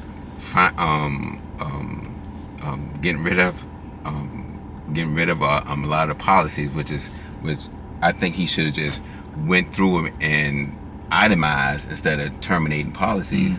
But no other president is going to do that in step one because all of them being paid off by other people as well. So the other people can't do it because they've been paid off by the billionaires. He already got the money, and Elon's the richest man in the whole world. What does Elon Musk have to? How did he benefit from this? He can't get paid off because he's the second most richest man. The first most richest man is God. Yeah. He's the second. I like that you. Go ahead. No. I was gonna. I'm glad that you brought up Elon, man. That's one of our other topics. Elon Musk, his private security gets deputized by the U.S. Marshal Service. Did you know about that? No. So, but let's play the video real quick. But basically, deputizing it, the video will explain a little better, but they have the authority. They're backed federally now, so they can be on federal grounds. So now, someone like Elon Musk, who's a rich billionaire who doesn't have anything to do with the federal government, is allowed to now have his private security on these governments. So go ahead and play the video. They'll explain a little better. What do I do? My phone, I don't have it. Elon Musk's private security team has been deputized by the United States Marshal Service, granting them federal law enforcement authority, including the right to carry weapons on federal property. CNN's Hannah Rabinowitz and Whitney Wild reported on February 20th, 2025, that this unprecedented move raises serious legal and ethical concerns, particularly regarding oversight and accountability. The federal government, not Musk's security firm, is now liable for their actions. Musk, the Tesla CEO and Trump ally, leads the Department of Government Efficiency but lacks Secret Service protection. Since Trump's return, he claims death threats against him have surged, saying at CPAC, "I don't actually have a death wish." He has hinted at expanding his security. While the United States Marshals have deputized law enforcement before, such as Dr. Anthony Fauci's detail, those cases involved government officers, not private security. The last large-scale deputization of private forces was during Reconstruction, often leading to abuses of power. Legal experts warn this blurs the line between private influence and state authority, echoing patterns seen in Russia and Hungary. In the United States, Eric Prince's Blackwater operated under government backing, but became entangled in war crimes. Musk has also made statements suggesting he believes certain individuals should face legal consequences. In February 2025, he accused CBS's 60 Minutes of deliberately misleading the public during an interview with former Vice President Kamala Harris, saying its journalists should receive long prison sentences. He has also called for... Alright, so we don't have to watch the rest of that, but basically, now we have someone of a billionaire, basically of Elon Musk stature, having government-backed security power, and he's not in the federal government. And so our question, what are the potential risks with that, or how do you feel about what's going on? I don't know the potential. I'm not sure the reason why, and I don't know the potential or how much harm can it cause or could it cause. So I can't speak too much on it because I'm not. Yeah. No, I understand. This is not private security. Yeah, I know, but I feel like this. To me, I think we can't focus on one single party. I think we need to look at both parties. We do. And find out, and try to pull the truth out of both parties and not just stay focused on one. So, I think there's one party. I had to throw that out of there. I don't think there's red and blue. I'm sorry. Yeah. I think there's one party. I think it's just both of them together. You gotta always remember, it's easier to control 10 people versus 10,000 people.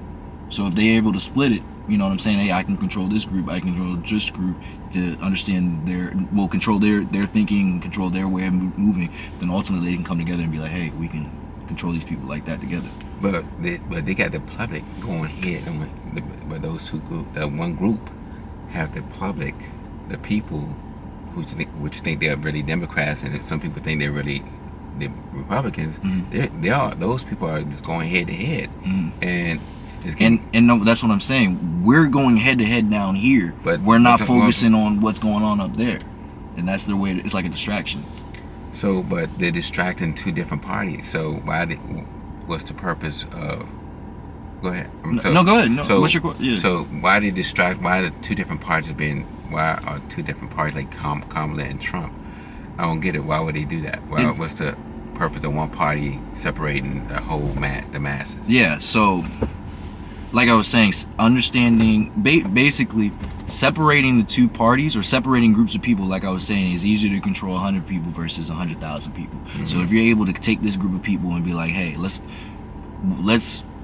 so like they like to split it black and white, right? They split the black and white so we'll be able to control the blacks over here, we'll be able to control the whites over here, the Asians over here, what they're thinking, how they feeling. Keep putting them against each other. It'll be able to distract us from what's actually going on up there. Okay. You know what I'm saying? Because if we keep fighting with each other, I honestly don't believe it's black versus white. I think it's the wealthy versus the non-wealthy. You know what I'm saying? Because my biggest thing, let's just say there's a white man, he feels like he's better than me, but he's damn near in the same financial situation as I am. You know what I'm saying? There's a big disparity with the wealth classes now. You know what I'm saying? There's literally no middle class. There's literally no middle class anymore. Like a middle class, let's just say you're middle class, but if you miss one payment or you miss 1 week of work, you right there, you damn near right there with them. You miss a week of work, 2 weeks of work. But I think it's more meant. I think so. You don't think there's there's racism involved in the white against the black? What I'm gonna say is, bro, if you're part of the wealthy elites and you have money and you have some type of influence, they don't give a fuck what color you are. All of our people that was, that became billionaires or millionaires, they checked them. They let them know who they were. So I still feel like they think they are. I'm not gonna say there isn't, because but every last one of our billionaires, they check them. Kanye West, they checked him. Who he getting paid by them. Who? Jay-Z? Yeah, no, not Jay-Z, but even Jay-Z and Pawn too. Yeah, all of them are, but because they're getting paid, but unless we making our own money, unless we're not relying on them, we getting paid by them, man. We don't have nothing, and they're not reaching out to us because they getting paid. They can't say shit. Only person that's saying some shit is Kanye. He's saying what's going on, but the other ones can't. Other ones can't do that because they're gonna, they're not the elite, letting them know that, hey, you're not the elite. Yeah, you're not part of us. Yeah. So, but yeah, I was just saying that to say they will check us. We're not on their, all billionaires are all billionaires don't look at us as being a billionaire when we are billionaires. I feel like if Kanye was on the same page as them and he wasn't trying to expose the truth, then he'd probably be right up there with. Honestly, I don't think Kanye, just because it's Kanye. I don't think, But I'm just saying, if there was another billionaire with some type of, some type of influence, like somebody in like a billionaire who owns like one of the like the financial firms, like if it was, I don't know, like a T. Rowe Price billionaire, someone like that. I feel like he'd be in the. I feel like he would be in the in the group with them in the elite party. Yeah. I feel like if he's on page with what they're going on. I feel like they see dollar signs more than skin color. They do. They see dollar signs. What they do. I'm not saying that, but what I'm saying is, Kanye is the only one that has stepped out to say something what was wrong, and they trying to label him as crazy. Yeah, exactly, and that's what they're going to do. They're going to label you as being crazy. Yeah, you're not going to get in line. We're going to label you as crazy. No one's going to take your legitimacy anymore. There's no legitimacy anymore. And Kanye might do some crazy shit, but you have to pick out the meat from the bones. So you have to, grab some of that knowledge. It's like I don't know, Orlando Brown. You know how I know this is crazy, but he be saying some crazy wild stuff. But I think it's to cover up the truth that he puts in there too. He acts crazy, so then people are like, oh, that's not. But when you actually really listen, he puts a little bit of truth in little pieces. There's a lot of, he says a lot of crazy stuff. Most of the stuff he says is crazy, but he does that so he can say his little bits of truth, and no one's gonna really come at him. What if he's just crazy? I mean, that's a great point too, bro. Some crazy people see some truth shit. That's what, yeah, man. What if Kanye and Orlando? What if they're both just crazy? But a lot of people talk the truth while they're crazy as well, man. You can't discount that. Hey, man, let's go into our next one. What? Oh, Hold go up. ahead. Is Elon Musk a government official now? Like, no, but that's what I'm saying. That's why that's a really big deal. He has his private security. So my question also, what that's what I'm saying. No. All I'm saying is, let's say they go with this. But to me, what harm can he do? He's going in there clean the house. To me, he's not. Bro, you're crazy. Hold on. Listen. Even though he might be doing it the wrong way, that's the whole problem. But who's going to do it though? No one's going to go in and clean house. No one has done it. What do you mean by clean house? Did you hear about the Social Security thing? Like he's about to fire a whole bunch of people. Well, that and going through the information. See who's getting paid. And we talked about this, bro. Yeah. We talked about this. So did you hear about the Social Security shit? People getting Social Security at the age of 300 years old and 200. Whoa, no, I ain't hear that part. Yeah, yes, he don't. Trump he was on the news last week. He had a list of people still on Social Security was up to 301 years old collecting Social Security. He came through a list. He said so it was 6 million people that was getting Social Security. That was 100 to 129.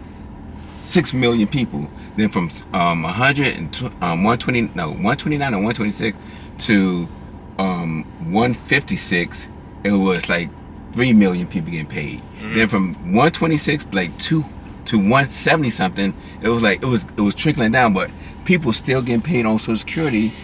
That's almost he went all the way up to 300 years old. Yeah. And it was one person that was still collecting Social Security. Okay, my question: why Elon? He has nothing to do with government. But he has nothing to do. Can you pay him off? Can he be bought? He's the richest man in the world. Who gonna pay him off? You can't be. Who else? But why would he do it? I don't know. But that's why would he do it? I'm just saying. Can Elon Musk be bought? Probably. I mean, how? How can he be bought? He got to eat. We don't need any more money. He's the richest man in the world. I don't think it's. If you second to God, you can't be bought, man. It's power, bro. It's power and influence. Okay. Because what if they start letting him send whatever he wants into space? Like, I don't think he's looking for money. I think he's looking for opportunity at that point. Like, what type of opportunity? Because he could buy anything he want to buy. But some stuff he could do. He can create anything he want to create. If you want, what do you understand what I'm saying? No, I understand completely what you're saying. He can't be bought. And that's what you had to realize. Like, you have to sit back and just. I think that's the problem, though. I feel like it has nothing to do with money. It's about what he wants to get done and having, like you said, opportunity and being able to do certain things. Having the government or having that type of power, something behind you. So let's say he wanted to create a whole new weapon, nuclear weapon plant. He could do that without the government. So that's what I'm saying. Why is he doing it? Because to me, I feel like he's coming in and. But why? He's not even from here. I know. What does that have to? Why he don't want to? Why? Please tell me why. So we don't have foreign dignitaries or foreign people to come in and help out the country. Why? I'm asking you. Do we have foreign people to come out and help out the country? I think that he has a spot because of his advancement in technology. I think that's why I would want him to be around my government, because he's so technologically versed, we'll say. But I don't think that the only way to buy people off is money. I think that there's opportunity. He's getting something out of it, bro. He's not doing it out as his goodwill, bro. I'm not saying we need to just fix America. I'm not saying he isn't, but who isn't? I know, I feel you. Who isn't? I feel you. Anytime someone's doing something, you get something out of it. You get a paycheck, you get something out of it because that's why you're doing it. Yeah. So, but I think we just need to, I think both are evil to me. So all I'm saying is just don't look don't just be tunnel vision. Don't pigeonhole. Yeah, don't just look at the bigger picture. Yeah, don't get caught up with all this craziness, man. Listen to both sides. No, I agree, man. I think that the clearinghouse that they're doing, they are white. There was a lot of muck. A whole lot, man. But he's chopping muck and some important stuff at the same time. There has to be some casualties. Nah, bro. Like, it's called casualties, man. The other president are looking at man. like it's muck, but there's important people look. who are gonna get hurt if we chop this. There's a whole lot of shit. There's a whole lot of shit that I'm telling you. That the guy, my father was a goddamn federal employee, man. I'm telling you, his ass was taking lunches like 3-hour lunches and shit, man. Come home and this good shit. Enough for government work. But all I'm saying is, then that's our tax money being paid for that shit, man. If you own a business, I'm telling you, own a business, you're gonna look at shit whole different. No, I feel you, bro. You're gonna see it differently when you start a business, because you're gonna see a lot of shit is not fair for the business. A whole lot of shit isn't fair. But yeah. Because that's how stuff is. Oh, well, my fault. No, go ahead. That's how stuff is in a lot of situations. Because I know people who own properties, and then they'll have people who aren't paying their rent, and then they become squatters, and now legally I can't kick you out because you've lived here for some amount of time. So it's like I've heard in different situations that this is a consumer like country. Like a lot of stuff is a lot easier for consumers rather than how business owners have to jump through hoops to get to certain spots. It is. So I think that as Trump that's kind of like Trump's whole backing, right? That he's a business owner, so I think that he knows exactly all the shit that's going on that he's been through, and he's like, man, this shit is not fair. A lot of the stuff is not fair, and he's just like, hey, I'm going to do something about it. And all the other people was been paid off to get in that position.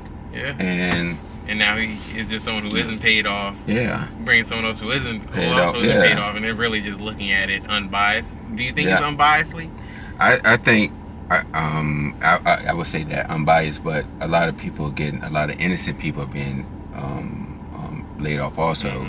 But I was told my wife yesterday, she told me that the federal he put a letter out yesterday saying that he want everybody in the federal government to give a checklist on what was what they did that following week, and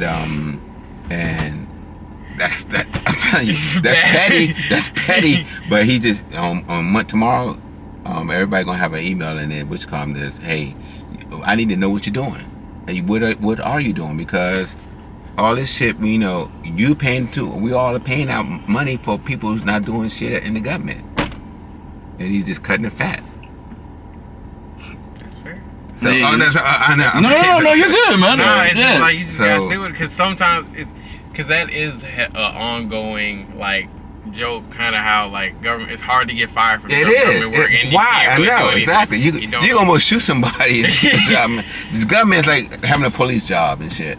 Being a police officer, you can do anything you want and get away with it. So I mean, he's straight. He's getting people in line on that front. Hey, shout out Trump, man. I ain't saying shout out Trump, man. What you mean? Shout out Trump's crazy now? What you mean? I thought we was all the same thing. But I don't want you to feel like he's saying look at it from a different face, like perspective. I completely understand exactly what he said. I'm not upset with anything. I don't trust any of them niggas. That's it, bro.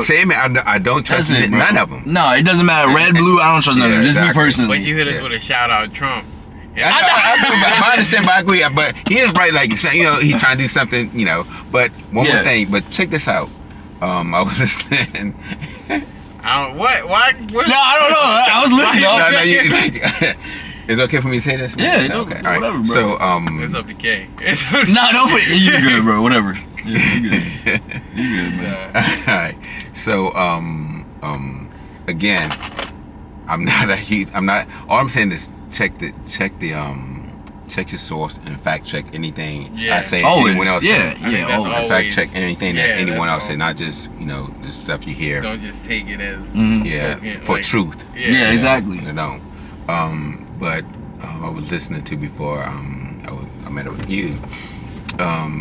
Trump had put the sister over to oversee the oversee the people that are locked up in jail, who have felons, that can't get out and still locked up, because so many black people are, locked up falsely and being accused for crimes that they didn't do, and it's serving time, and they're serving real time. So he just appointed this the sister to oversee. He put a division together to oversee all the the prisons and prisoners that been that saying that was locked up falsely, and so he put a division together, recently for that. So there was no other president have done that.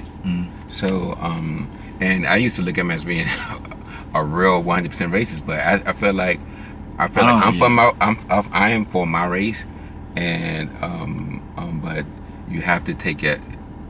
I think he's for his race also, and but you have to look at to see what's going on. Also, you have to see why is he doing certain things. So that's always been my thing. Why? That's my biggest question is why. But that's all presidents. Why would you run for president? It's like it's a headache job, But you're doing it because you're going to benefit from it. It's something. Exactly. Yeah, always. So or governor. I think it's like you ask for trouble. But just before you judge someone, just look at both sides. No, I agree. I really agree. I really like that last point you made, man. I just throw that out there. Just before the whole presidency thing, people actually didn't think Trump was a racist. Black people loved Trump. You know what I'm saying? Before the presidency, you know. Yeah, I'm saying I love him. No, I'm just saying. No. Remember, he was, you start throwing out. I'm just saying, bro. People like, oh man, Trump's so cool, and then Trump was be seen with like the rappers back in the day, at the parties and all the other stuff. It was cool. And then I'm just saying, like, I just glad you put that out there, man. Just.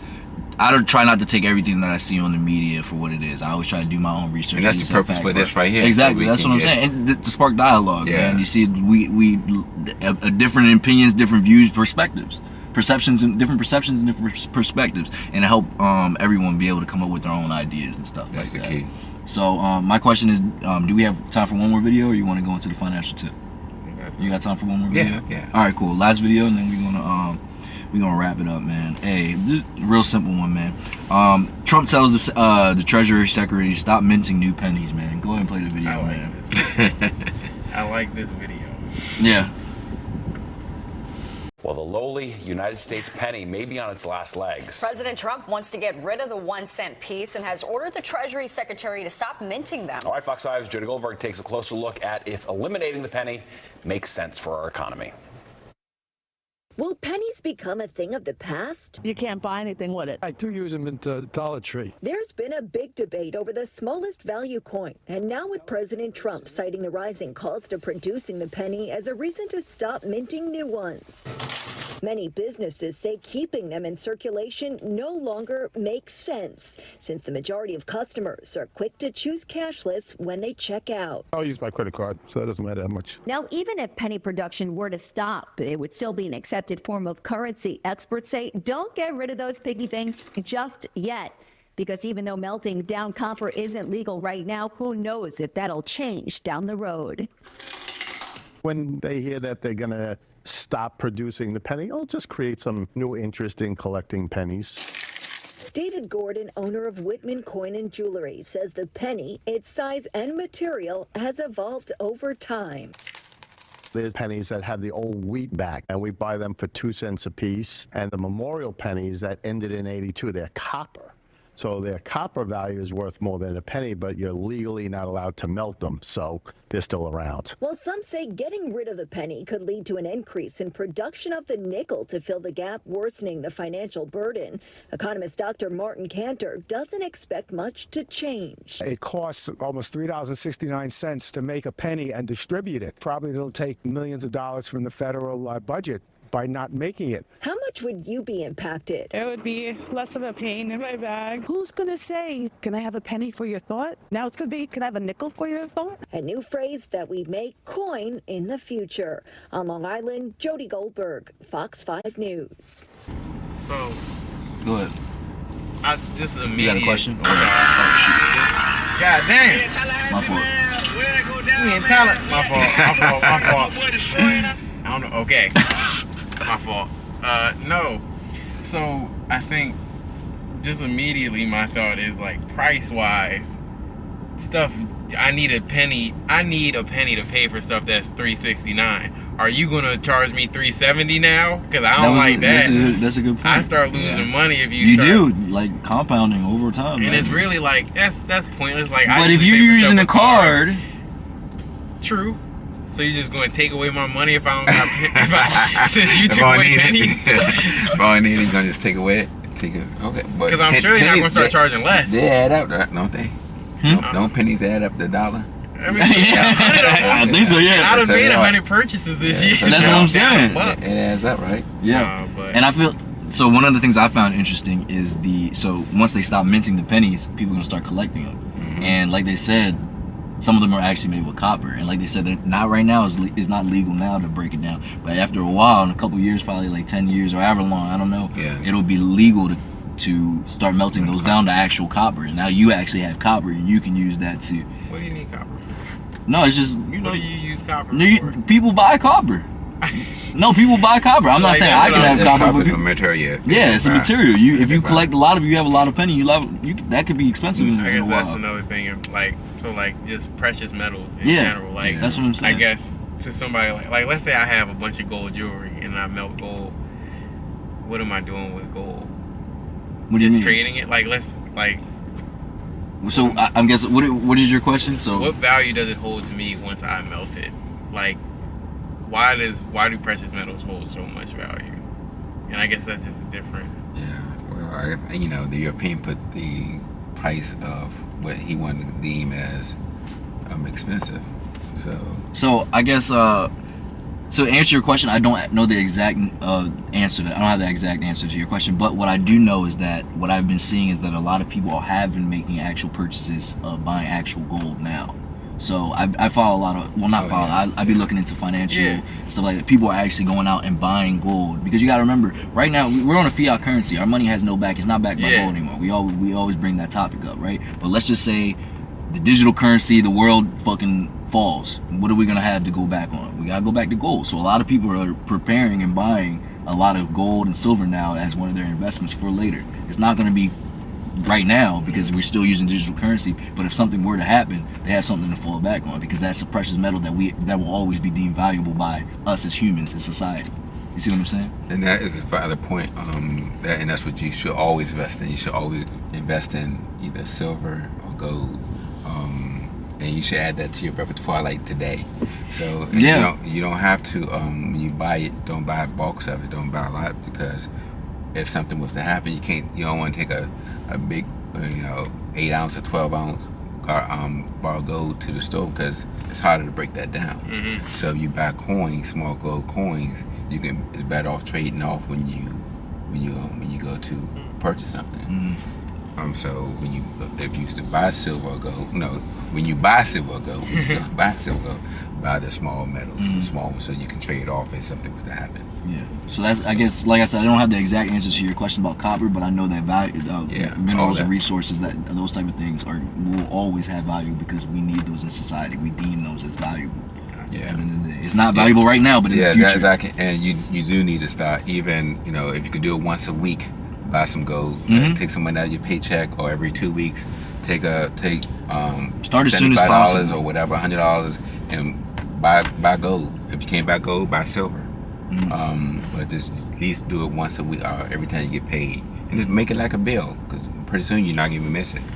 And you're gonna have a stack of gold or a stack of silver, and check the silver prices and gold prices because they're up and down every day. They have apps that you can download and check the prices of. I guess I didn't even think about the fact that the price of gold kind of. Oh yeah. Just because we're not backed by it, but we still. Nope. Judge our currency. I don't care what anybody says. Gold will always be. If the world ends, what we gonna need? We gonna have gold. Because gold is universal. It's all on all continents. or something. So you can take that gold to Brazil. That's what I'm saying. You could take it to Russia. You could take it anywhere. But once America collapsed, our junk's gonna be like pesos. Yeah. So the dollar's not gonna mean nothing once it's backed on our power. It is. You know what I'm exactly. saying? It is. It's not backed by anything. Everything else, the euro is backed by gold. The pound is backed by gold also, or one of them currency. But all in all, our shit is not backed by anything. Fiat. And remember that, nothing. yo. So and he, like Kay said, the shit may pop off sooner than later. You never know. You don't know, but you don't. should be prepared. Got to plan for the future. Yeah. That's what a lot of people don't do. I keep saying a lot of people, sorry, but that's what people don't do. We got to start making sure that we prepare for the future. And even with weaponry, man, make sure you know how to use a weapon. Got also. to, man. Got So to you protect wanna yourself and your family. Yeah. That's very important, man. Because someone's gonna come knocking on your door if some shit happen out. If you don't have your shit, believe me, they're gonna have theirs and they're gonna take your shit. So I feel it, brother. So, hey, so my question to the viewer is: should the U.S. Eliminate the penny, or does it still serve a purpose? Let me know down in the comments. Should they stop minting dollars then? What you mean? Oh, why like, do you need ones?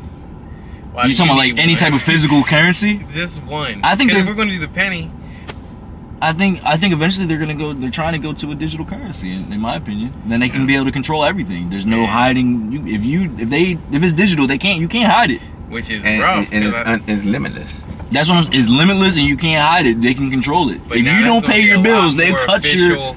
A lot more official. People lose money. Well, as a bartender, let's say there was no. If everything's digital, I lose money because now it's official how many tips I just made. Not that I don't report all my tips and my taxes like I do.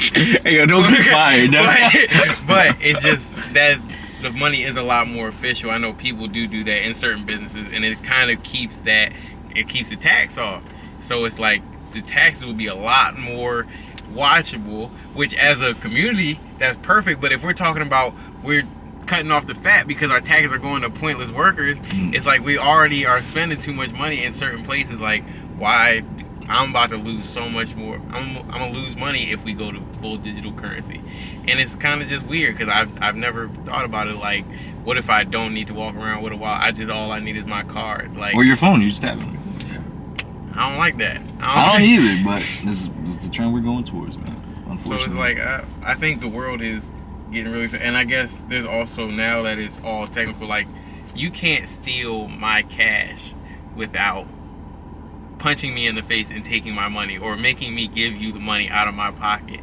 The world is so technology based, and you saying you can get hacked. That's what you're basically saying. That's Or you scammed, always, or you're being traced also. Yeah, that's what I'm saying. Everywhere you go, every time you swipe the card, you're being traced. You got a history. So, the trail. You got a history. You can be in California. You have your money. You have money, cash. But see, then we're going back to the Elon thing, looking at people's social security and those.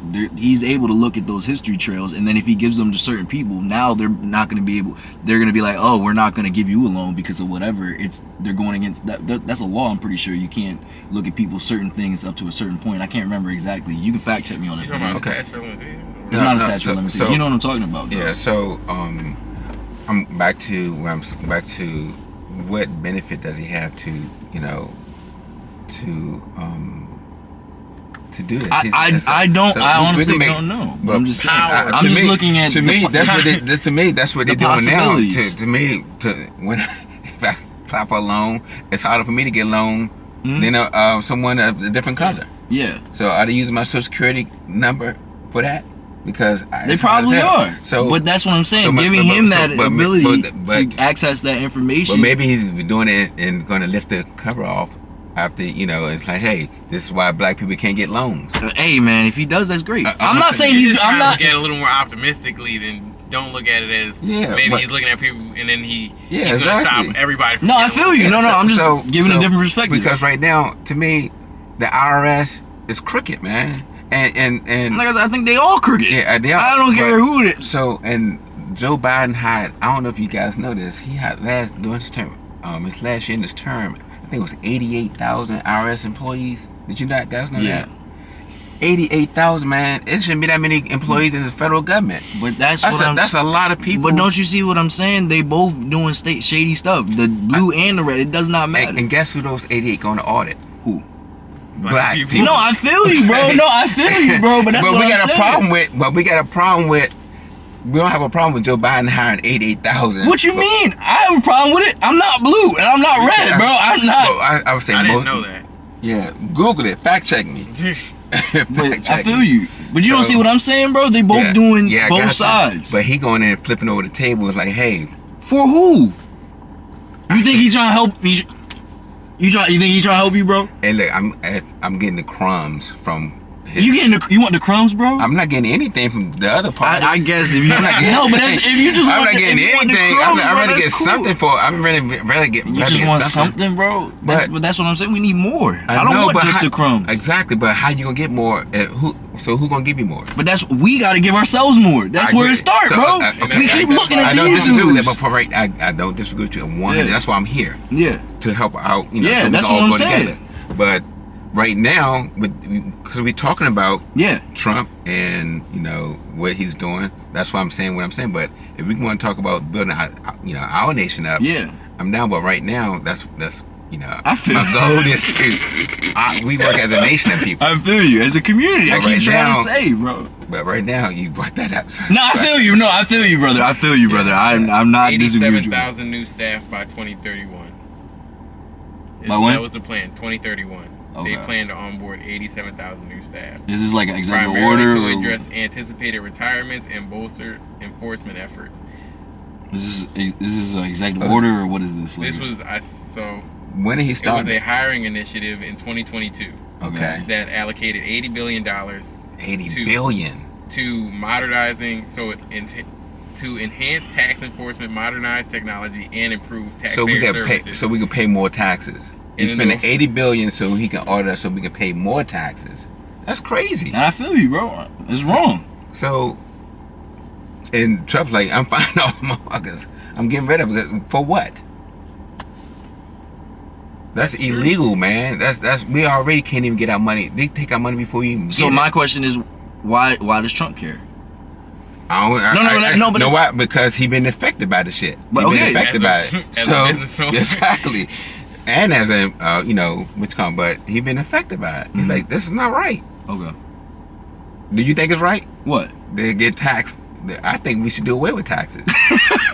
I do. Shit, I can fuck with that. Yeah, I feel you, bro. Why not? But I do think but the taxes but hold on, not the federal taxes. Now the local taxes, the state taxes, we should still pay because it pays for our schools and all that stuff, bro. And all that other stuff. That's why. Okay, but the federal taxes, for what? We shouldn't be paying IRS for that. That's crazy. So and it's in place to do all this crazy shit that they've been doing to tax us even more. Yeah. To do all this crazy shit that they've been doing. I feel you.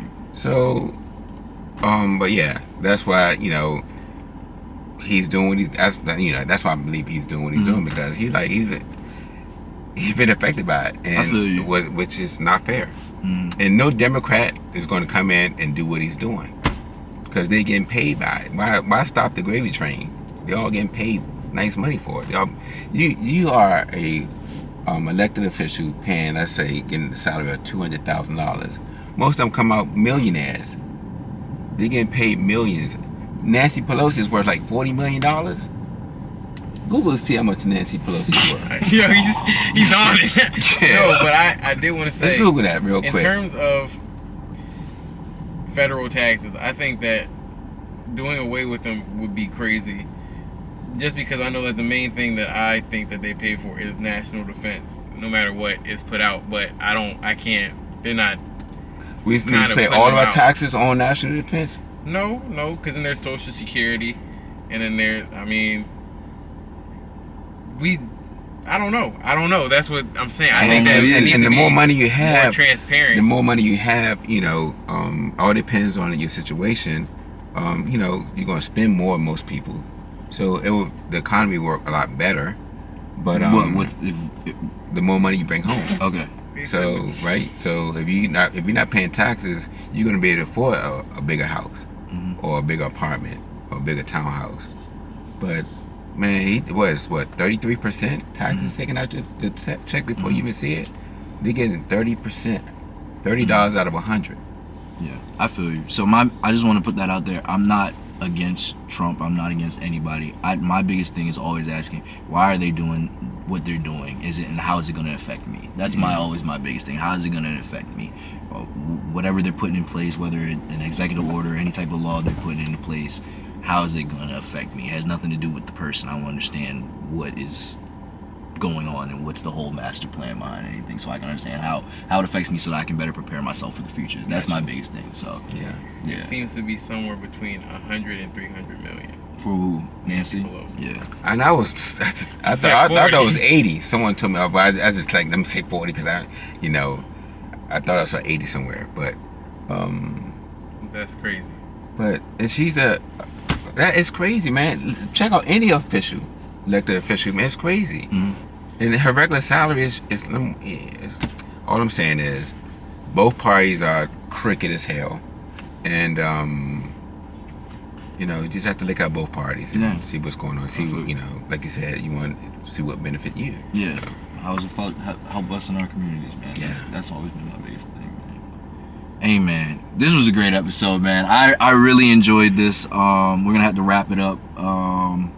Shit, man. I had a good time, man. You want to go into the financial tip of the tips? week? Yeah, go ahead and give him the financial tip of the week, Flip. Financial tips. Give him some money. Real fast. Know how to run it up, man. So, check.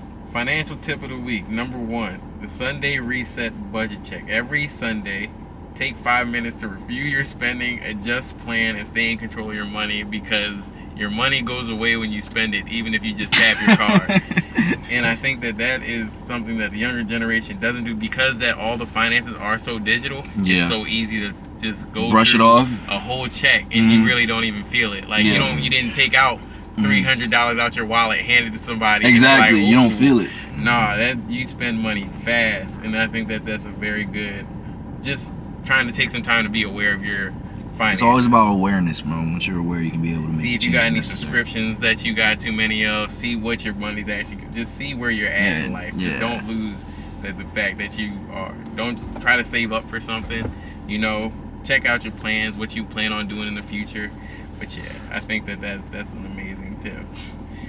Okay, financial tip of the week number 2: use future you thinking. So don't just plan for right now. Before buying something unnecessary, ask, will future me glad I spent this money? Or would I rather have the money saved so that future me isn't struggling? Or you could use that money towards something else, something better that will actually affect you. And I think that's discipline. That's discipline, which is something that really needs. That's an amazing skill to try to teach yourself and to work on. Between both of these, you kind of check where you're at, and discipline, and knowing that I may not have it right now, so I might want to wait for something later. Or you may say future you may be able to spend that money and make a plan where you spending that money at that current moment is fine. But just being able to be aware of what you're spending and being aware of what you're doing with your money will always be better than just frivolous spending. Yeah. So I think those are 2 great tips. Man, those were great tips, Flip. I really appreciate it. Do you have any financial tips for us? I just want to, I don't know if you guys ever spoke about this, but we were talking about how your pennies add up, and you should invest in, I'm not sure if you guys are doing that or not, but invest in the app, the Acorn app and the Robinhood app. It's it's easy, and before you know it, you have thousands of dollars in your account if you just have it to round up your change. Yeah. So instead of your change in your room on your nightstand or whatever, that change will go into the stock market, and that will grow your account. And before you know it, 10 to 15 years from now, you have probably a nice down payment for a house. Exactly. Yeah. And not that I use Acorn in the specific way it's supposed to be used. So Acorn is meant so that you save your money and that you are able to you save without thinking about it. Certain times I get in situations where I have an Acorn account. I'll do like $5 every month, every couple of weeks, but that usually ends up becoming a rainy day fund for me. And it's just because I'll get into a situation where I spend a little too much, and then I'll be like, what do I have?